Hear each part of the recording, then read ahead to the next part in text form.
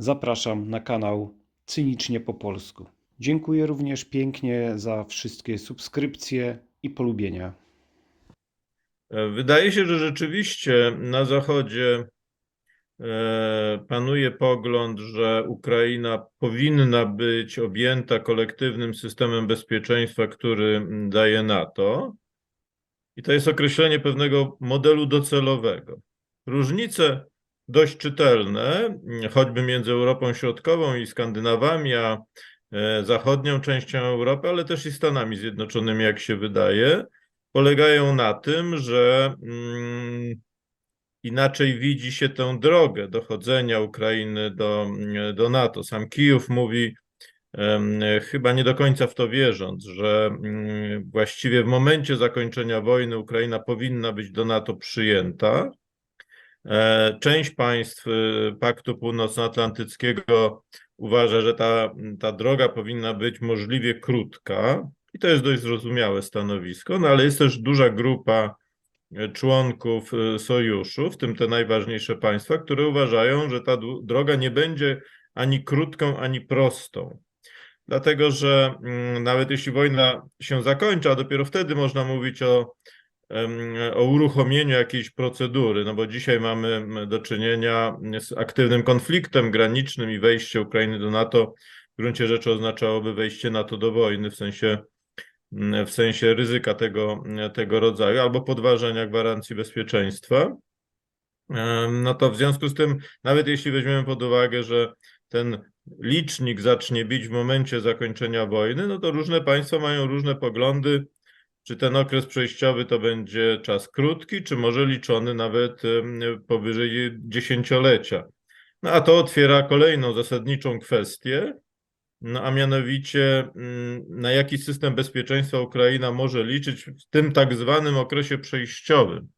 Ten tak zwany okres przejściowy jest tutaj kluczowy, dlatego że może dojść do recydywy, czyli do powtórki agresji ze strony Rosji.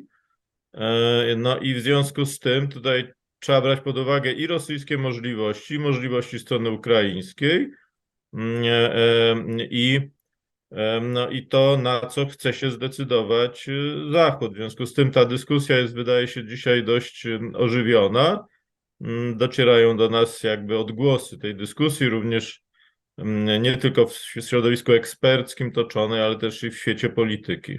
No, mamy stanowiska już publicznie zarysowane.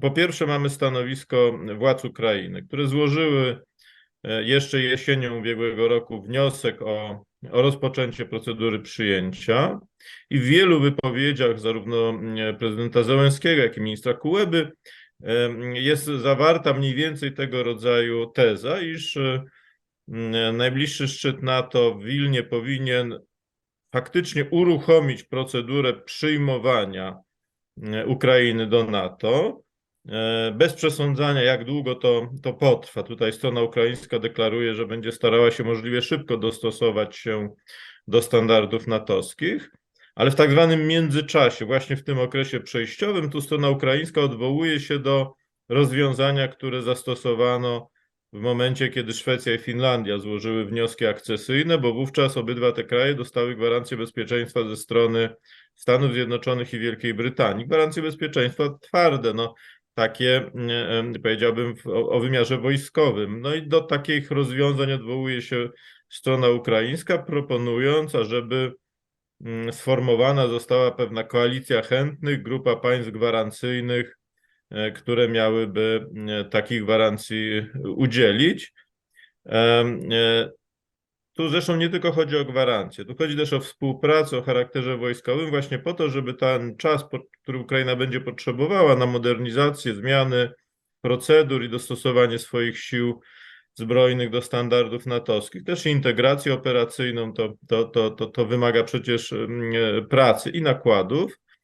Właśnie te państwa, umownie nazwijmy je gwarancyjnymi, one miałyby być też zaangażowane we wspieranie Ukrainy w tym dziele. W związku z tym to byłby pewien system naczyń połączonych. Z jednej strony gwarancje bezpieczeństwa, a z drugiej strony zaangażowanie na rzecz przyspieszenia tej procedury przyjmowania Ukrainy do NATO.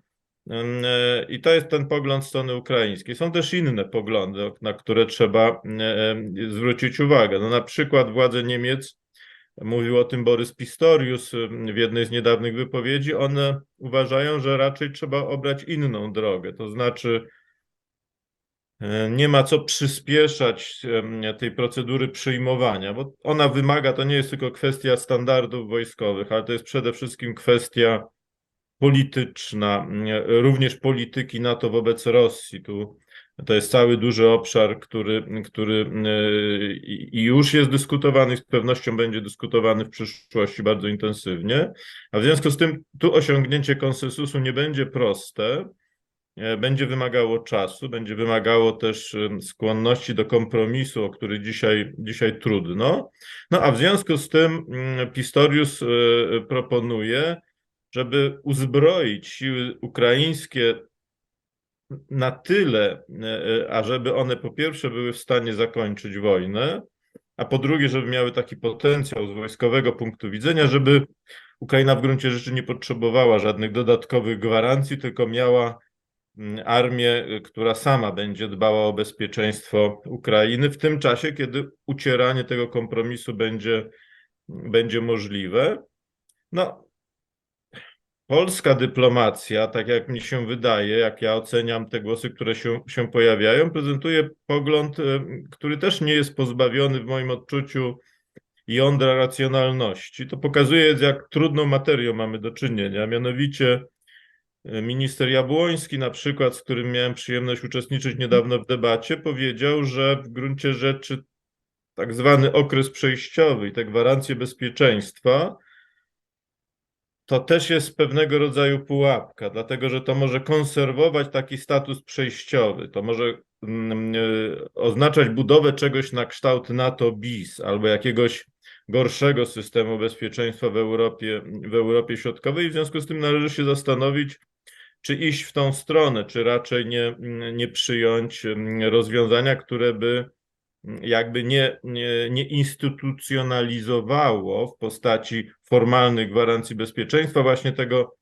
tego przejściowego statusu Ukrainy i regionu, co ja odczytuję jako myślenie trochę jakby podobne do tego, które zaprezentował minister Pistorius. Tu jest osobne zagadnienie, czy cały rząd federalny tego rodzaju punkt widzenia popiera, ale mówimy o pewnych koncepcjach, które są dyskutowane, w związku z tym to wszystko jeszcze leży na stole i to wszystko jeszcze jest przedmiotem dyskusji. No tym bardziej, że zakończenia wojny na Ukrainie póki co nie widać, a zatem wszyscy uważają, że jest jeszcze trochę czasu. Ten czas nie jest liczony w latach, raczej w tygodniach, być może w miesiącach, żeby zbudować pewien wspólny pogląd polityczny. No i to jest właśnie ten moment historyczny, w którym funkcjonujemy. Wszyscy mają świadomość, że nie można tego problemu pozostawić nierozwiązanym, a w związku z tym, że trzeba będzie podejmować poważne decyzje. To nie jest tylko kwestia Ukrainy, to jest również kwestia państw frontowych, ale też i całego NATO. Te poważne decyzje związane są z nową architekturą bezpieczeństwa, z nową doktryną obrony NATO i też z oceną sił rosyjskich. W gruncie rzeczy musimy sobie odpowiedzieć na pytanie, jak wygląda ten model docelowy. No bo jeżeli nie wiemy, jak wygląda ten model docelowy, no to nie można powiedzieć, kto jest jego przeciwnikiem albo kto jest hamulcowym. Znaczy, jeżeli mamy różne koncepcje i jeszcze to stanowisko się uciera, to jest trudne do powiedzenia, kto blokuje. Te stanowiska nie są ujawniane. W moim odczuciu państwem, którego polityka jest sprzeczna z wizją Ukrainy w NATO i również z wizją Ukrainy w Unii Europejskiej, to jest Francja. Dlatego, że to będzie, jeśli taki model docelowy się zmaterializuje, to będzie działało na niekorzyść pozycji francuskiej, zarówno w Unii, jak i w NATO. to będzie wzmacniało w sensie obiektywnym, nawet już abstrahując od celowej polityki rządów regionu, ale w sensie obiektywnym ze względu na wielkości, demografię, też i perspektywy rozwojowe i konieczność umocnienia wschodniej flanki NATO, to będzie przesuwało uwagę całego paktu na wschód. To też będzie przesuwało uwagę Niemiec na wschód.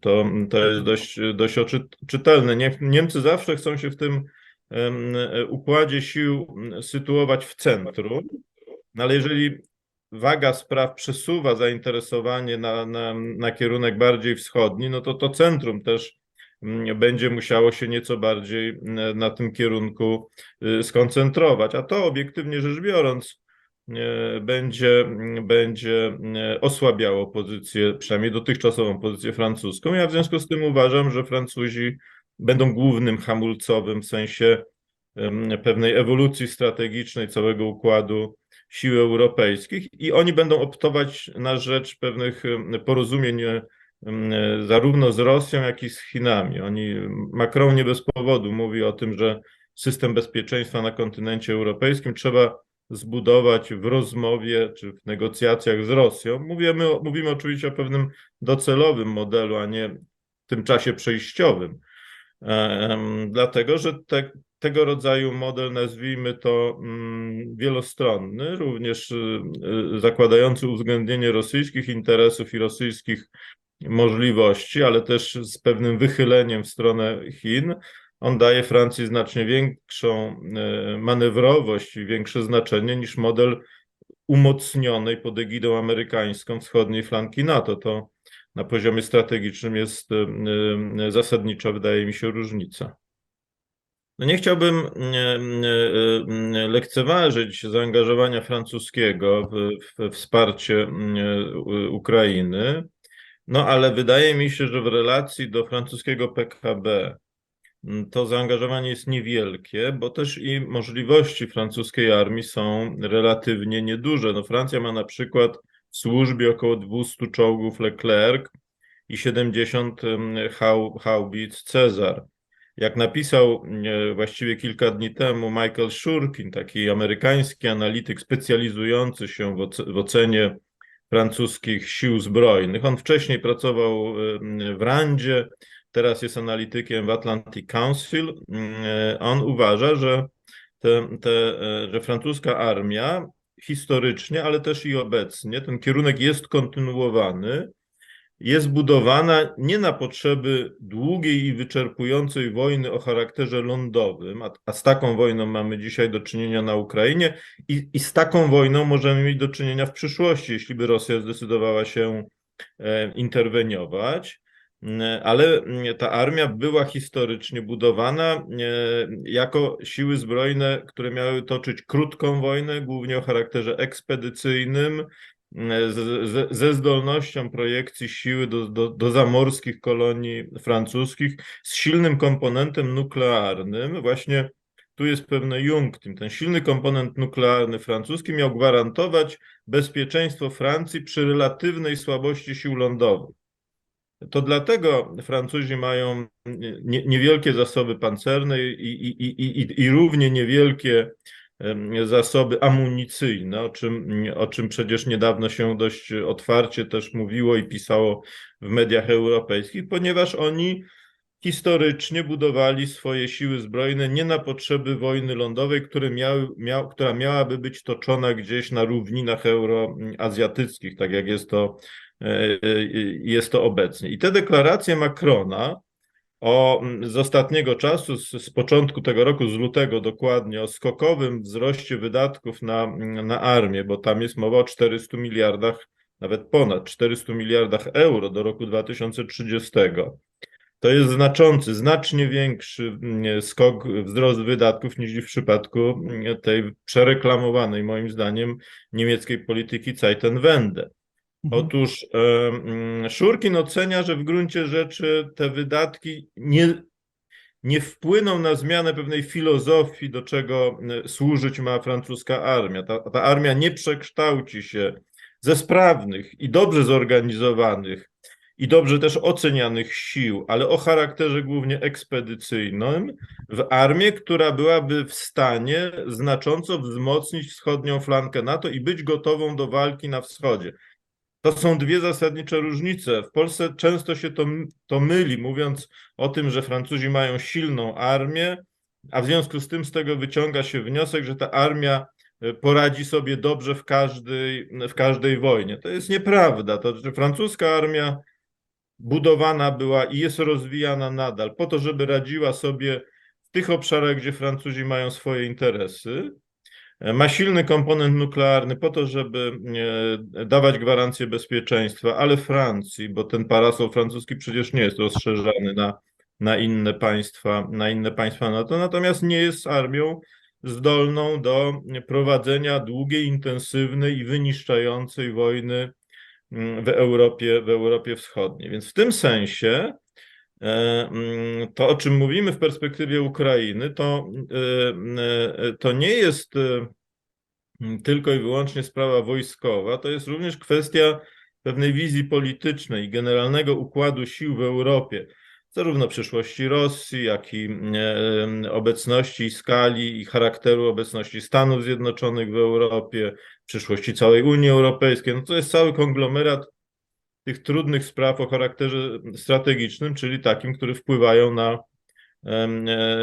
nie na decyzje dnia dzisiejszego, ale będą wpływały na będą budowały pewne ramy funkcjonowania świata europejskiego przez najbliższe lat, pewnie kilkadziesiąt.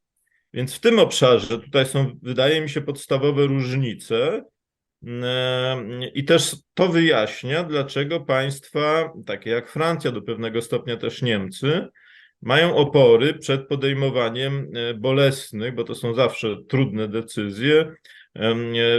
decyzje o charakterze jakby finansowym, no bo tu mamy zasadniczy problem związany z systemem bezpieczeństwa. Trzeba wydać pieniądze, trzeba przemodelować, przebudować siły zbrojne, trzeba w związku z tym przekonać własnych wyborców o tym, że nasze podatki czy wasze podatki idą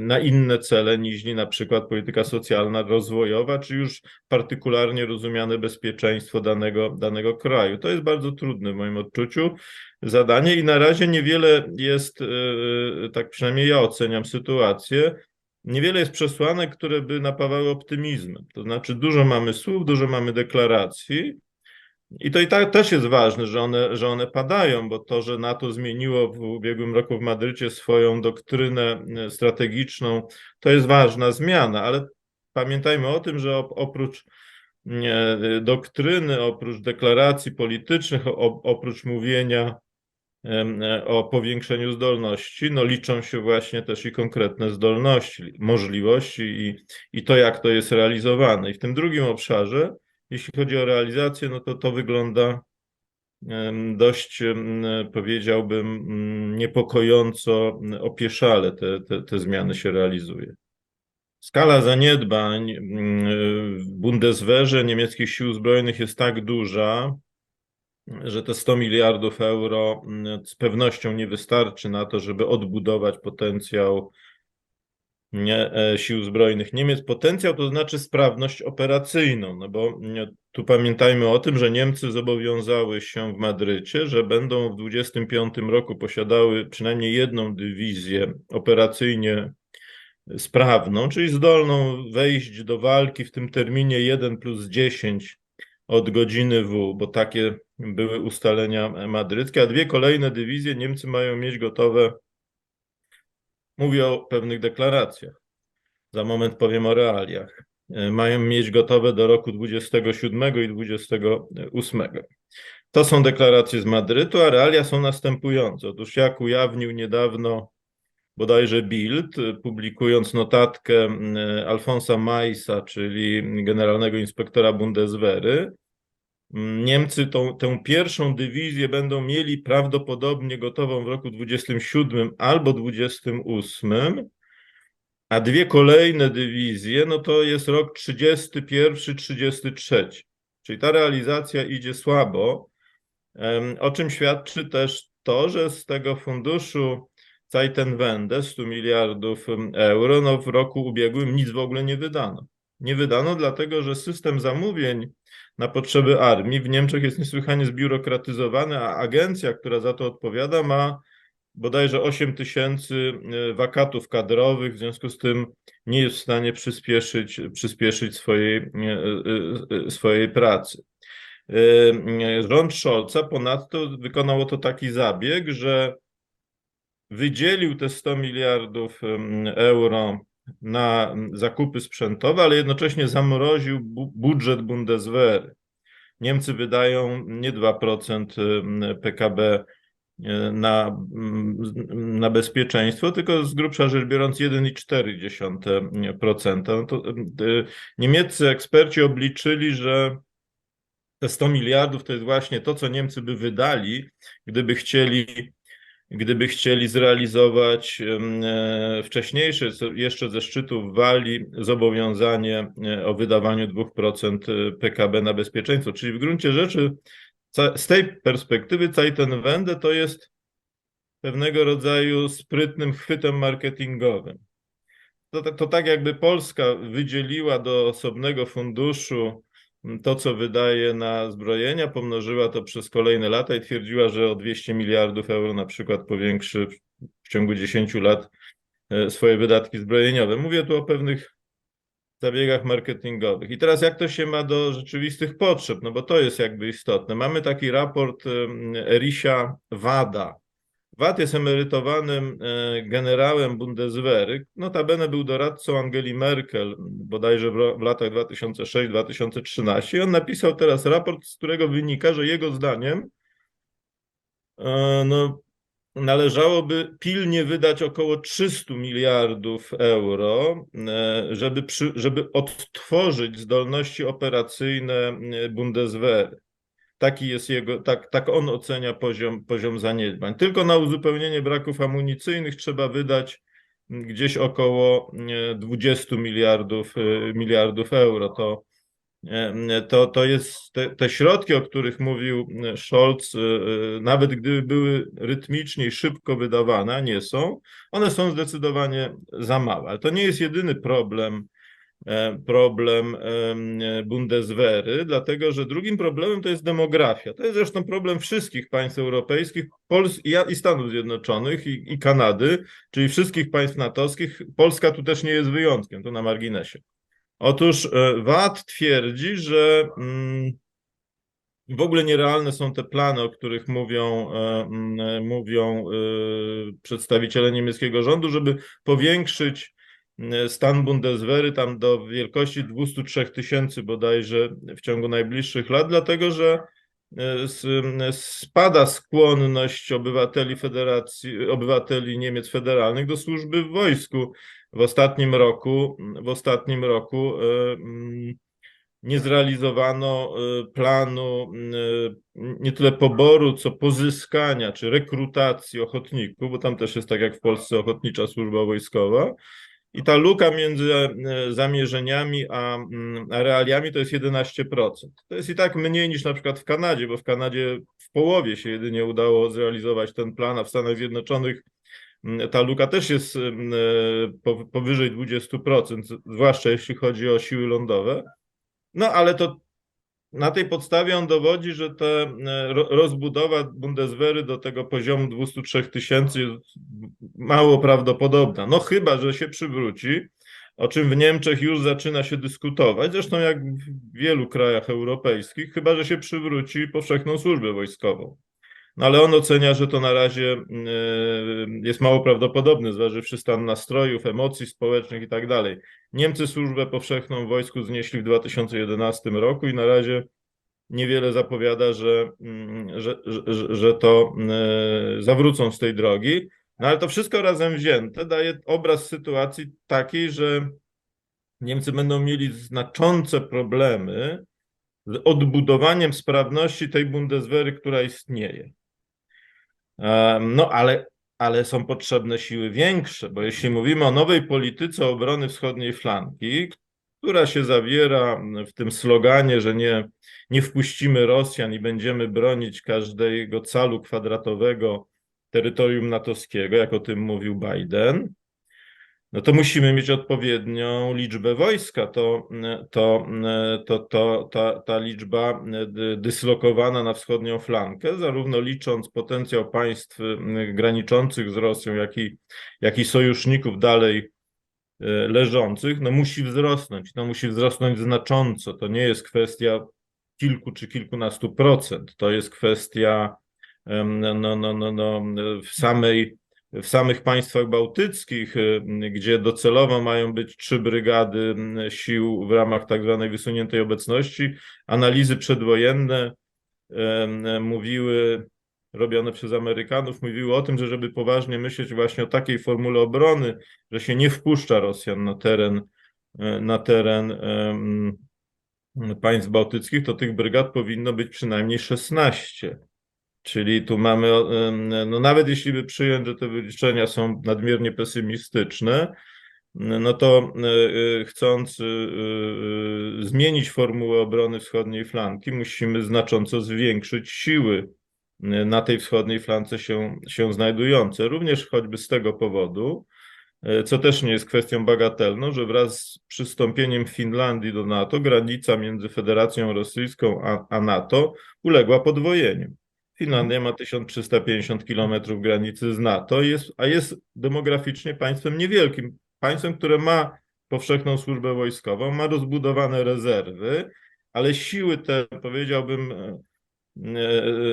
siły czasów pokoju, ten personel stały jest kilkutysięczny, to są bardzo niewielkie siły, one mają być rozwinięte w czasie mobilizacji, no ale na to potrzeba czasu, a w związku z tym trudno w przypadku Finlandii mówić o tym, że dzisiaj ona jest w stanie bronić się według tej zasady, że się nie wpuści Rosjan na własne terytorium. Finowie zaczęli budować te siły szybkiego reagowania, takie umownie określmy, no ale to jest pewien proces i oni też będą potrzebowali wsparcia. No i tu mamy duży i zasadniczy problem, który stoi przed całym NATO, a mianowicie taki, że nie ma w NATO państwa, i mówię to poważnie, bo również nie zaliczam do tych państw Stanów Zjednoczonych, które by były w stanie obecnie w sposób skokowy zwiększyć swoją obecność na wschodniej flance. A to powoduje, że ta architektura bezpieczeństwa, o której mówimy, jest no po prostu bardzo labilna. Ona jest dzisiaj niestabilna. Tak długo Rosja jest państwem zaangażowanym w wojnę na Ukrainie i tak długo jak jej potencjał konwencjonalny jest nadwyrężany siłą oporu armii ukraińskiej, no tak długo Europa ma czas na odbudowę swoich zdolności, ale ten czas nie będzie moim zdaniem trwał wiecznie. Myślę, że podobnie uważają też amerykańscy generałowie. Christopher Cavoli, dowódca sił amerykańskich i natowskich w Europie, występując w ubiegłym tygodniu w Izbie Reprezentantów przed Komisją do Spraw Obrony, powiedział, że jego zdaniem, jeśli chodzi o potencjał sił lądowych, to Rosja ma dzisiaj większy potencjał niż w momencie, kiedy rozpoczynała wojnę. Rozbudowała te swoje siły. One się źle sprawdzają na Ukrainie, ale jeśli chodzi o potencjały, to tu jego zdaniem nie mamy do czynienia ze znaczącym uszczerbkiem, ze znaczącym zmniejszeniem tego potencjału rosyjskiego. Podobnie sytuacja, jak on powiedział, wygląda w przypadku lotnictwa. On powiedział o tym, że Rosjanie stracili gdzieś około 70 samolotów, a nadal mają w służbie około 1000. To trudno to uznać za skokowe zmniejszenie rosyjskiego potencjału wojskowego. Tu nie chodzi o to, żeby kreślić jakieś czarne scenariusze wojny na Ukrainie, no tylko wyobraźmy sobie sytuację, że ta wojna się kończy, a Rosjanie zostają z tym potencjałem, który mają dzisiaj. No to ten potencjał jest nadal potencjałem znaczącym i po to, żeby skutecznie bronić wschodnią flankę NATO, trzeba też, zwłaszcza w formule nie wpuścimy Rosjan na nasz obszar, no trzeba te siły wojskowe znacząco rozbudować, skokowo rozbudować. I tu jest oczywiście, pojawia się kwestia Ukrainy, bo o ile wszystkie państwa NATO mają dzisiaj, moim zdaniem, trudny do przezwyciężenia problem ze znaczącą rozbudową własnych sił zbrojnych, bo o tym decyduje profil demograficzny państw Europy Zachodniej, ale też i Europy Środkowej. No, o tyle w przypadku Ukrainy ta, że tak powiem, dostępność rekruta, mówiąc już w pewnych uproszczeniach, wydaje się być większą. Również z tego powodu, że Ukraina jest państwem znacznie biedniejszym niż Europa, niż państwa europejskie. W przypadku Polski 3 razy biedniejszym, no co może powodować, że ta ścieżka kariery zawodowej w wojsku może być w przypadku Ukrainy atrakcyjną perspektywą. Na Ukrainie mamy do czynienia z dużym bezrobociem, bo przecież gospodarka jest znacząco zniszczona w wyniku wojny. To wszystko razem wzięte powoduje, że tu różne czynniki, jeśli chodzi o ukraińskie członkostwo w NATO, mogą czy powinny być brane pod uwagę. To jest jeden z czynników, siła ukraińskiej armii, zdolność do zmobilizowania znacznego potencjału żołnierzy, i to dobrych żołnierzy, przeszkolonych, znających Rosjan, umiejących z nim walczyć, to jest bardzo istotny atut przemawiający na rzecz przyjęcia Ukrainy do NATO i politycy w Kijowie mają tego świadomość i używają tego argumentu, mówiąc, że w gruncie rzeczy, jeśli NATO chce się bronić i chce zbudować taki system obrony, o jakim mówi, jeśli to nie jest tylko slogan, no to bez wsparcia, bez zaangażowania, bez wejścia Ukrainy do tego systemu obrony, to będzie niemożliwe. Ze względów przede wszystkim demograficznych. Kwestia sprzętu jest oczywiście też wyzwaniem, bo jego trzeba wyprodukować i zapasy magazynowe trzeba odtworzyć. No ale żołnierze to jest ten potencjał, którego się nie da sztucznie, że tak powiem, wyprodukować, nawet jeśli będzie się zmierzało w stronę robotyzacji pola walki, o czym się przecież od pewnego czasu mówi, właśnie w odpowiedzi na te wyzwania o charakterze demograficznym. W związku z tym, no, to jest jakby kolejny obszar, który wymaga analizy i tu są, jeśli chodzi o przyszłość Ukrainy, zarówno silne argumenty na rzecz szybkiego przyjęcia Ukrainy do NATO, wkomponowania jej w środkowoeuropejski system bezpieczeństwa, jak i oczywiście nie mniej silne argumenty, jeśli chodzi o blokowanie tego procesu. W moim odczuciu Amerykanie, ale nie w związku ze szczytem NATO w Wilnie, tylko w związku z zapowiadanym szczytem NATO w Waszyngtonie, który odbędzie się w przyszłym roku. To będzie jubileuszowy szczyt NATO, 75-lecie powołania Paktu Północnoatlantyckiego. Amerykanie będą chcieli doprowadzić do przyjęcia Ukrainy do NATO. Wcześniej niezbędne będzie zakończenie wojny na Ukrainie. I te dwa elementy, czy te dwa znaczące kroki wydają mi się w zasięgu możliwości. To znaczy, wydaje mi się, że wojna może ulec zakończeniu do szczytu waszyngtońskiego, a ten szczyt waszyngtoński może również w sensie politycznym przesądzać członkostwo Ukrainy w NATO. Może nie automatyczne, natomiast zaprogramować pewien proces polityczny, który będzie w gruncie rzeczy równoznaczny z tego rodzaju perspektywą. Ten obraz jest dość dramatyczny. No, Europa przez wiele lat uważała, że taka wojna jak w przypadku tego, co obserwujemy na Ukrainie, już nie nastąpi, że będziemy mieli do czynienia z krótkimi wojnami, szybkimi, gdzie rozstrzygnięcie nastąpi w ciągu kilku, może kilkunastu dni, trochę przypominającymi pustynną burzę.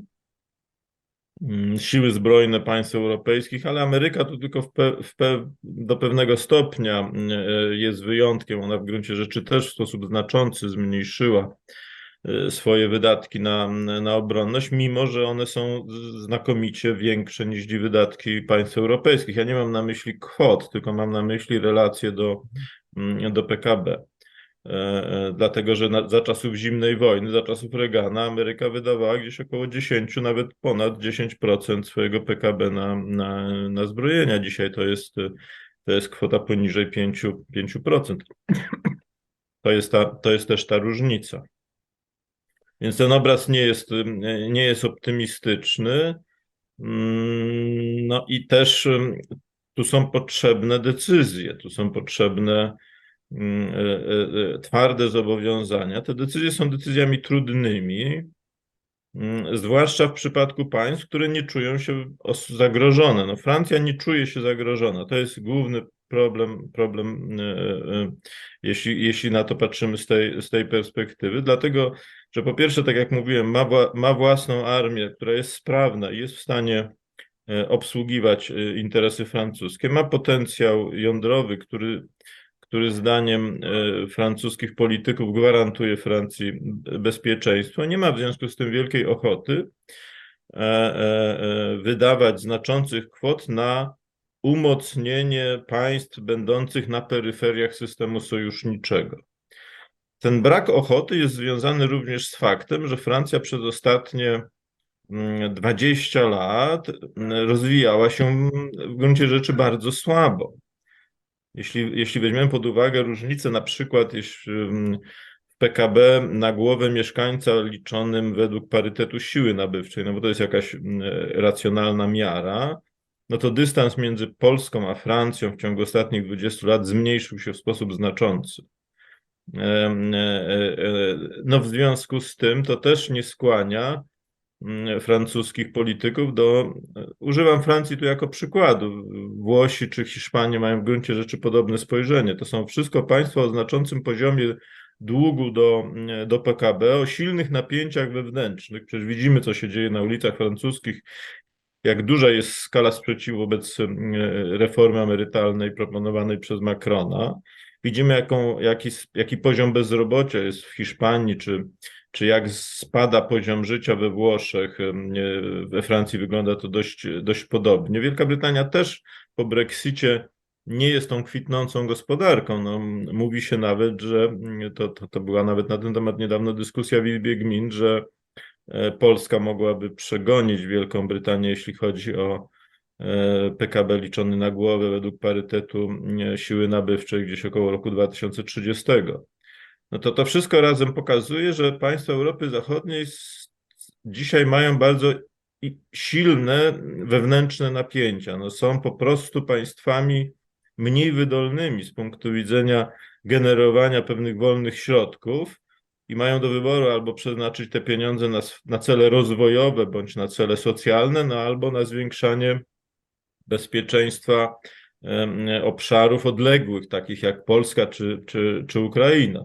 To moim zdaniem głównie powoduje to, że oni po prostu nie chcą tego robić. I to jest pewien problem, który mnie nastraja w gruncie rzeczy dość pesymistycznie. To znaczy, nie wydaje mi się, żeby francuski podatnik, również niemiecki podatnik miał ochotę wydawać kilkadziesiąt miliardów euro co roku więcej na potrzeby bezpieczeństwa po to, żeby zbudować siły, a potem je wysłać w sytuacji wojny na wschodnią flankę NATO, żeby walczyły one z nacierającą armią rosyjską. Taki scenariusz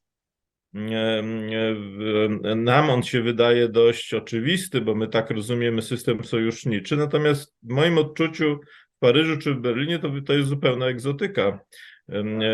Każdy, kto by zaczął o tym mówić wyborcom, miałby duże chyba problemy polityczne. I to powoduje moim zdaniem, że tu mamy pewien problem, jeśli chodzi o NATO. To będzie skłaniało państwa regionu do zwiększenia wysiłku na rzecz własnego bezpieczeństwa, no ale nasze możliwości są tutaj znacząco ograniczone. Czyli to, co będziemy zapewne w stanie zrobić, no to taką wspólną presją, też w połączeniu z wysiłkiem strony amerykańskiej, no przesuwać nieco tę granicę. I tu się mówi o różnych rozwiązaniach, takich powiedziałbym jednorazowych. No na przykład mówi się o banku NATO. to łatwiej jest skłonić państwa członkowskie do jednorazowego wyasygnowania kapitałów na utworzenie takiej instytucji, a potem już oni tego nie kontrolują. Albo mówiło się jeszcze nie na tym ostatnim szczycie, tylko wcześniej o utworzeniu, to Stoltenberg proponował takiego wspólnego natowskiego funduszu, z którego miałyby być finansowane inwestycje głównie w magazyny i składy broni na wschodniej flance. To nie zostało do końca zarzucone, mimo że wówczas Niemcy i Francuzi nie mieli na to w ogóle żadnej ochoty. O tym też się mówi. I takie cząstkowe kroki, one są ważne, ja ich nie lekceważę. One najprawdopodobniej w obliczu nowych realiów zostaną przeforsowane. To już się o tym mówi, że dowództwo NATO powinno mieć większy wpływ na to, nie tylko chodzi o to, żeby podnieść budżety wojskowe, ale o to, żeby te budżety były lepiej wydatkowane, bo niektóre państwa wydają pieniądze nie pod kątem ogólnej, wspólnej sprawności systemów natowskich, tylko własnych różnych potrzeb i interesów. No nie wiem, Dania na przykład buduje dużą liczbę łodzi podwodnych. To chodzi głównie o utrzymanie miejsc pracy w sektorze stoczniowym, a niekoniecznie o wzrost bezpieczeństwa w następstwie takich zakupów. No ale tego rodzaju przykładów jest bardzo dużo i tutaj pewne zmiany zapewne też nastąpią. Czyli będziemy mieli do czynienia z takim, w moim odczuciu, powolnym przesuwaniem pewnej granicy, jednocześnie też budowaniem konsensusu o charakterze politycznym.